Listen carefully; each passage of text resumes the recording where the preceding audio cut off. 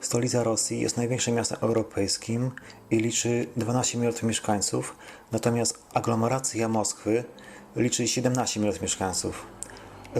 Moskwa jest miastem wielonarodowym. Oprócz Rosjan mieszkają tam Ukraińcy, Tatarzy, Ormianie i wiele innych narodów.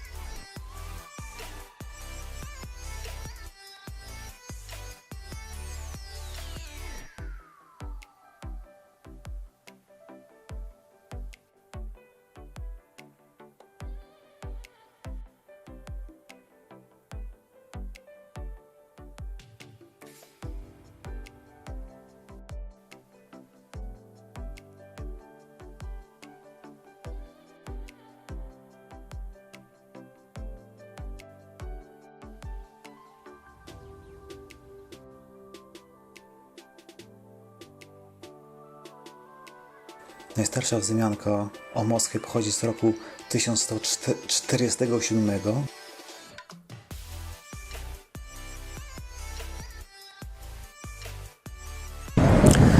Znajduje się na Placu Czerwonym, w samym sercu Moskwy.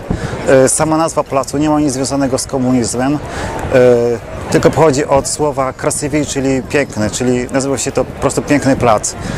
W ogóle pierwotna nazwa tego placu to pożar albo wypalone. Jest to związane z tym, że w czasach średniowiecza czy nawet późniejszych były częste pożary ze względu na drewnianą zabudowę tego miasta. Wymiary Placu Czerwonego wynoszą około 300 metrów długości na 80 metrów szerokości. Za mną znajduje się cerkiew Soborów Wasyla Błogosławionego. Został zbudowany przez Iwana Groźnego jako dziękczynienie za zdobycie Kazańska z rąk Mongołów. W ogóle istnieje legenda, że architekt tej budowli został oślepiony przez cara, aby nie zbudował takiej drugiej, innej budowli. Niedaleko tego soboru znajduje się statua Poczockiego i Minina. Byli to osoby, dzięki którym wyrzucono Polaków z Moskwy, ponieważ jak zapewne każdy Polak wie, że Moskwa została okupowana przez Polaków przez 2 lata, od 1610 roku do 1612 roku. W ogóle to była taka akcja, że w ogóle część bojarów po prostu zaprosiła Polaków, aby przejęli władzę w tym kraju.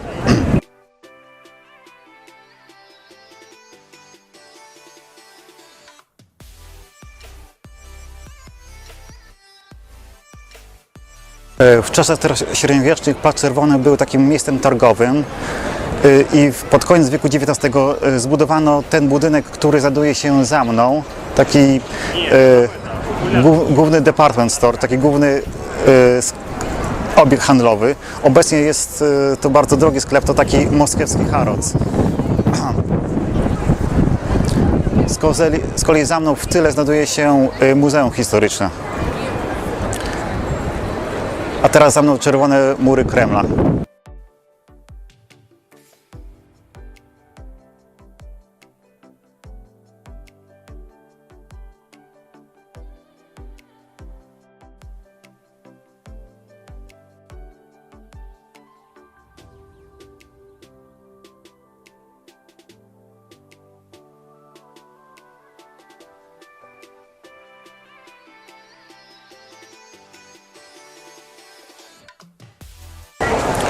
Znajduje się w pobliżu pomnika Pożarskiego i Minina, czyli osób, dzięki którym zostali wyrzuceni Polacy z Kremla.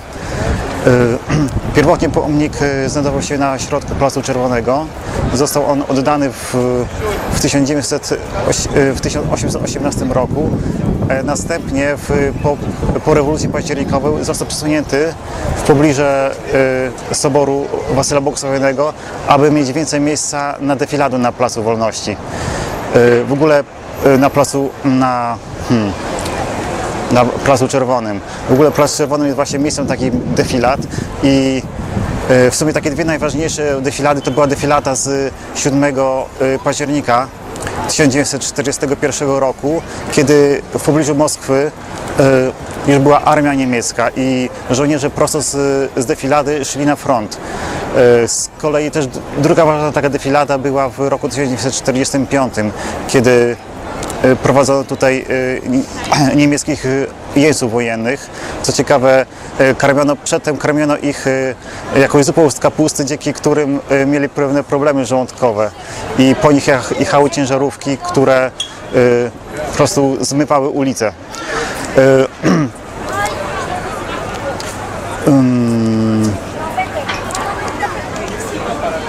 Znajduje się tutaj także mauzoleum Lenina, gdzie znajduje się jego ciało. Podczas defilady w 1945 po prostu zrzucano tam różne sztandary niemieckie zdobyte na wojskach hitlerowskich.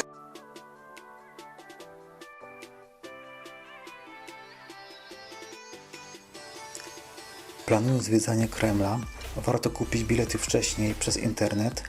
Można je także kupić w specjalnych kioskach przy kasach z biletami. W ten sposób uniknie się kolejek.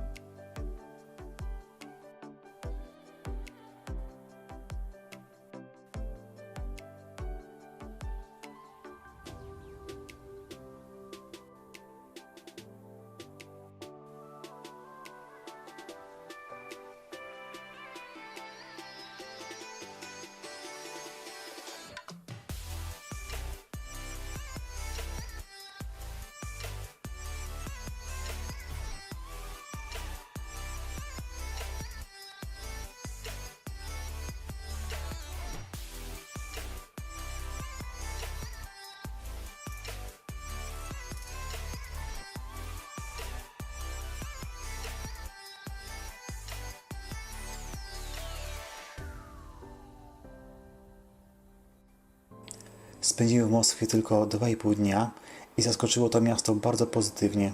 Posiada wiele atrakcji i jest bardzo bezpieczne.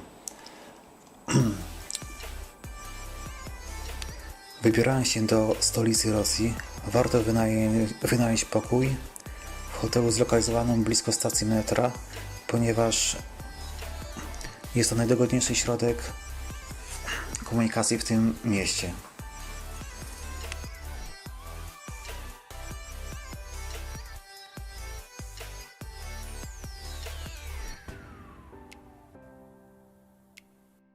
Jak widać, dla Rosjan II wojna światowa zaczęła się w roku 1941. Chyba zapomnieli o tym, jak napadli na Polskę razem z Niemcami w roku 1939.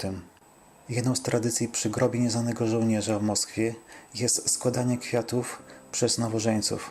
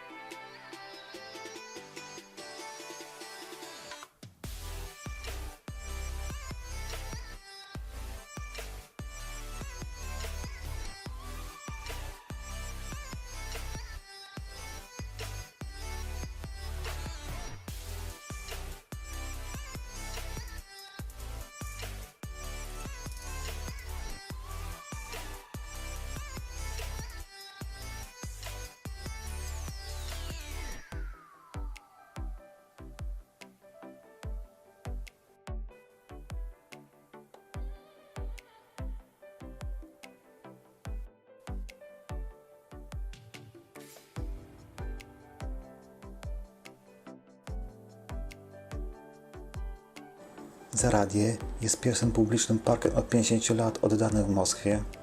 Jedną z największych atrakcji tego parku jest most dla pieszych wznoszący się nad rzeką Moskwą.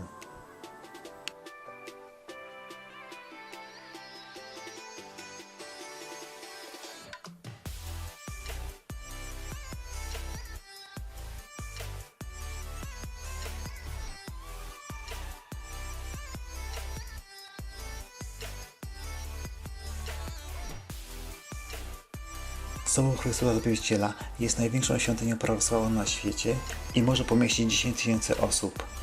Został on zbudowany w połowie XIX wieku jako wotum dziękczyny za uratowanie Rosji przed najazdem napoleońskim. Z kolei w latach 30.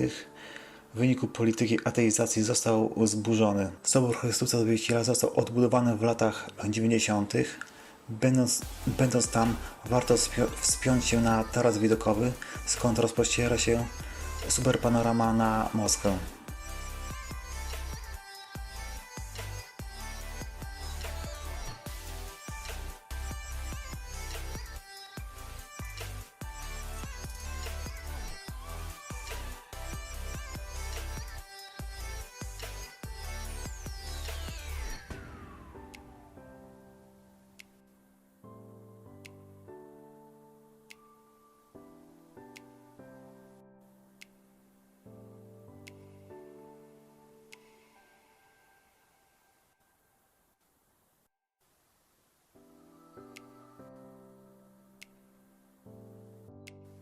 Na dachu tego budynku znajduje się także taras widokowy, z którego rozpościera się również wspaniała panorama na Moskwę.